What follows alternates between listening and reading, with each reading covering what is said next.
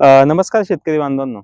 अ, आज आपण कृषी विज्ञान केंद्र नारायणगाव या ठिकाणी शेतावर त्या ठिकाणी उभा आहोत आणि या ठिकाणी वेगवेगळे असे डेमो प्लॉट्स आपण या ठिकाणी बनवलेले आहेत. हे करत असताना या ठिकाणी आपण एक क्रॉप कव्हर हा या ठिकाणी बसवलेला आहे.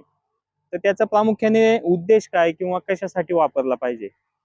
हा जो क्रॉप कव्हर आपल्याला सफेद रंगाचा दिसतो, तर हा वजनाने अतिशय हलका आहे आणि हा प्रामुख्याने थंडीमध्ये त्याचा वापर केला जातो.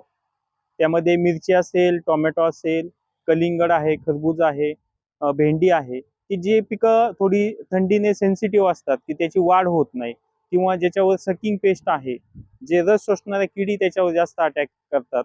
तर अशा पिकांसाठी हिवाळ्यामध्ये हा क्रॉप कव्हर वापरणं अतिशय महत्त्वाचं आहे. त्याचा फायदा म्हणजे असा, की त्याच्यामध्ये उष्णता किंवा जी थंडीपासून थोडासा त्याच्यामध्ये बचाव होतो. दव वगैरे त्याच्यावर पडत नाही पिकावर. त्याचबरोबर जे रस शोषणाऱ्या किडी आहे, तर त्या किडींपासून सुद्धा त्याचं संरक्षण होऊ शकतं.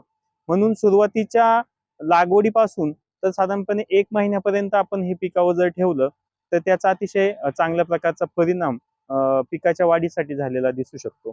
आज आपण या ठिकाणी भेंडी या पिकामध्ये हा कव्हर बसवलेला आहे. आपण बघू शकतो, की साधारणपणे भेंडीची जी वाढ आहे, ती अतिशय चांगल्या प्रकारे झालेली आहे. तर त्याच्यामध्ये ज्या रस शोषणाऱ्या किडी त्याचं प्रमाण कमी आहे आणि अशा प्रकारचं टनेल आपण या ठिकाणी क्रॉप कव्हरचं बसून थंडीमध्ये त्याचं चांगलं उत्पन्न आपण घेऊ शकतो. धन्यवाद.